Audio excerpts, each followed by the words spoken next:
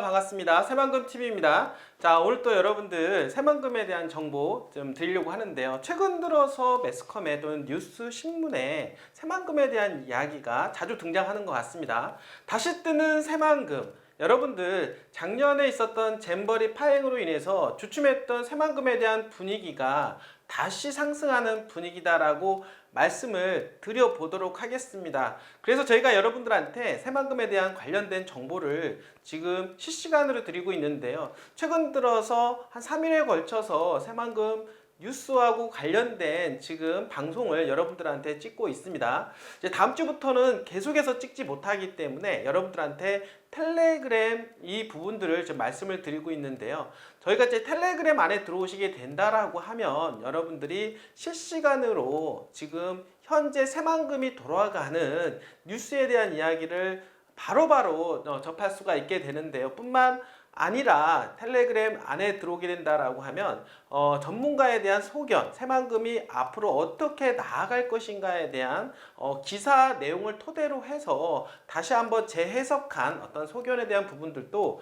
같이 가고 있으니까요. 여러분들이 텔레그램 안에 들어오시면은 좋을 것 같습니다. 자, 그리고 따로 이제 오픈 채팅방도 지금 현재 이용하고 있습니다. 여러분들께서 새만금에 관련된 궁금한 사항이거나 혹시 새만금에서 땅을 가지고 계시거나 또는 땅을 가지고 있는 것을 여러분들이 분석을 좀 필요로 하신 분들 간혹 있는데요. 그분들은 그런 어떤 오픈 채팅방을 통해서 여러분들이 활용을 하시면 좋겠고, 그리고 땅을 파시려고 하시는 분이거나 또는 살려고 하시는 분 또한 마찬가지로 오픈 채팅방을 통해서 여러분들이 활용을 하시면 좋을 것 같습니다.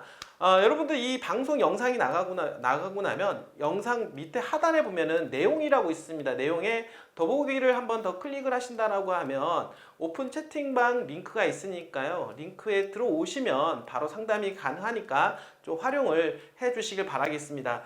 자, 그리고 여러분들 제 텔레그램 들어오는 그런 방법에 대해서 말씀을 드리고 있는데요. 지금 텔레그램 입장에 지금 010-5904-3576 핸드폰 번호에 여러분들 새만금 하고 문자로 보내주시면 저희가 텔레그램 들어올 수 있는 링크를 여러분들한테 보내드리고 있는데요. 많은 분들이 이 링크를 제가 보내드리고는 있는데 사실 입장은 못하고 있는 것 같습니다. 왜냐하면 텔레그램을 또 깔아야 되는 또 번거로움도 있을 뿐만 아니라 혹시나 텔레그램 잘못해서 들어가면 혹시나 문제가 생기는 거 아니야, 이런 우려감을 가지고 계신 분들도 계신 것 같은데요. 저는 문제가 없으니까 텔레그램 혹시 까시고 이제 편하게 접속을 하시면은 새만금에 대한 뉴스를 접할 수가 있다라는 부분들 다시 한번 말씀을 드려보도록 하겠습니다. 여러분들이 문자로 보내주시면은요, 새만금하고 문자로 보내주시면 텔레그램 링크하고 오픈 카카오 채팅방 링크를 동시에 보내드릴 테니까요. 확인하시고 여러분들이 필요에 따라서 여러분들이 이용을 해 주시기를 바라겠습니다. 자, 여러분들 새만금 어떻습니까? 앞으로 다시 떠오르는 새만금이 될 것 같다는 생각이 드는데요. 금리 정점에서 더 이상 올라가지는 않고 이제는 내려갈 분위기만 조성이 된다라고 하면 이런 개발지 같은 경우에 대한 집가 상승 요인은 더욱더 크다라고 볼 수가 있겠습니다. 여러분들 고생 많이 하셨습니다. 이런 고생 끝에 낙이 있다라고 얘기했는데요. 2차 도약기를 꿈꾸고 있는 이 새만금, 여러분들이 조금만 기다리신다라고 하면 여러분들 반드시 꿈을 이룰 것이다 라고 말씀을 좀 드려보도록 하겠습니다. 시장 경제에 있어서 가장 중요한 키는 바로 금리라고 볼 수가 있겠는데요. 이 금리라고 하는 부분들은 사실은 미국의 영향을 가장 많이 받는다라고 볼 수가 있겠습니다. 미 연준회에서 발표하는 금리 동향에 따라서 우리나라 대한민국에서도 금융통화정책위원회에서 금리를 결정을 하게 되는데요. 미국에서는 더 이상 올릴 것 같지는 않습니다. 금리 향방을 결정짓는 것 중에서 가장 중요한 부분들이 바로 인플레이션인데, 또 인플레이션에 대한 이야기가 나올 때 소비자 물가지수라든지 생산자 물가지수 그리고 고용지수 이런 것들을 종합적으로 판단을 해서 여러분들 인플레이션에 대한 이야기가 나오게 됩니다. 그리고 인플레이션이 떨어져야만이 금리를 인하할 수가 있는데, 최근 들어서는 인플레이션이 계속해서 지속적으로 예상치보다 올라가는 기조였었죠. 없다라고 보신다라고 하면 최근에 또 나오는 또 자료에 의하면 인플레이션이 좀 꺾이고 있다, 더 내려갈 것 같다,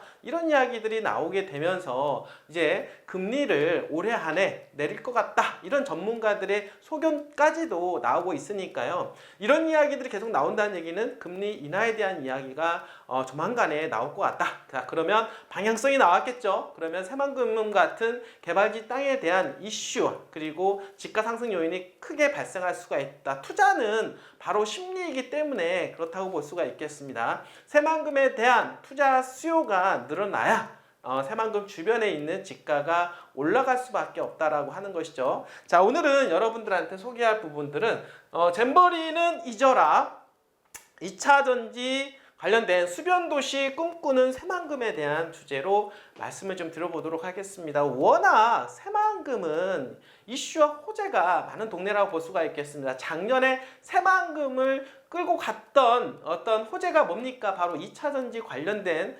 기업들 투자 유치 아니겠습니까? 10조 원 이상의 투자 유치. 지금 또한 계속해서 이어지고 있는데요. 그러다 보니까 새만금 산업단지가 부족하다라는 이야기가 나올 정도입니다. 지금 매립되지 않은 다른 공구조차도 빨리 조기 매립해야 될 뿐만 아니라 지금 산업단지가 더욱더 많이 필요하기 때문에 현재 농생명용지를 어떻습니까? 바로 산업용지로 전환한다는 얘기까지 나오고 있다고 볼 수가 있겠습니다. 밀려 들어오는 기업들, 거기에 딸려오는 인구 유입, 그리고 그 수많은 사람들이 모여 살 동네에 지금 현재 만들어지고 있는데 바로 스마트 수변도시라고 볼 수가 있겠습니다. 사실은 수변도시 내의 인구 유입 효과는 얼마 되진 않습니다. 자, 여러분들 새만금 개발청 자료에 의하면 새만금 개발로 인해서 어떻습니까? 인구 유입 효과는 약 70만 명 정도 예상을 하고 있는데요. 그 중에서 40만 명 정도가 어떻습니까? 새만금 개발, 새만금 내부 용지가 아니라 외부, 그러니까 군산, 김제, 부안으로 인구가 유입된다라고 합니다. 자, 그러면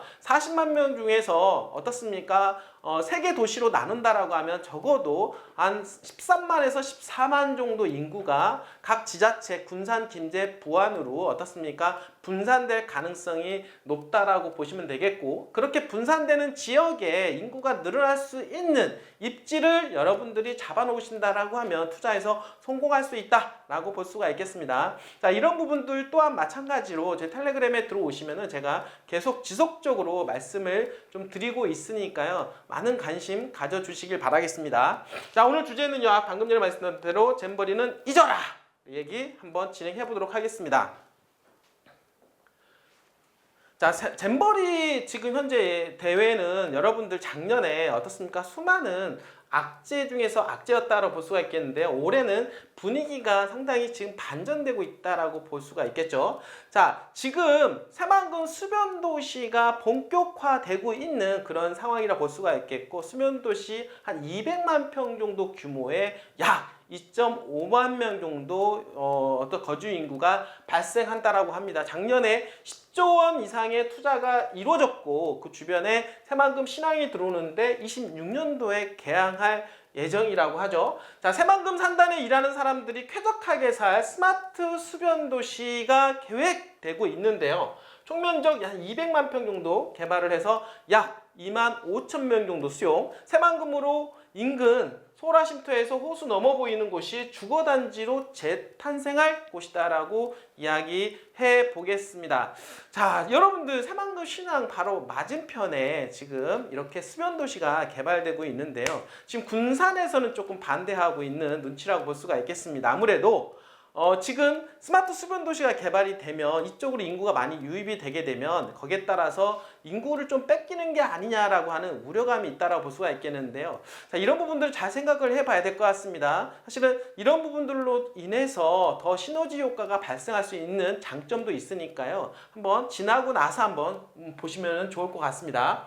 자, 나경균 새만금 개발공사 사장은 30년간 희망 고문 당했던 새만금이 새로운 희망의 땅으로 개발된다며 해양관광을 즐기는 디지털 마린시티를 조성해서 인구 유입의 핫플레이스로 거듭날 것이라고 말을 했는데요. 백재현 공사개발사업본부장도 수로를 15m에서 30m로 확장을 하고 백인승 유람선이 다니게 할 계획이라며 요트나 카누도 이용할 수 있는 호수를 조성하는 것이라고 밝혔습니다. 자, 여러분들 수로가 생기고 요트도 정박하고 어떻습니까? 정말 미래형 스마트 수변 도시 아니겠습니까? 이러한 것이 대한민국을 선도하는 스마트 도시 중에서 가장 어떻습니까?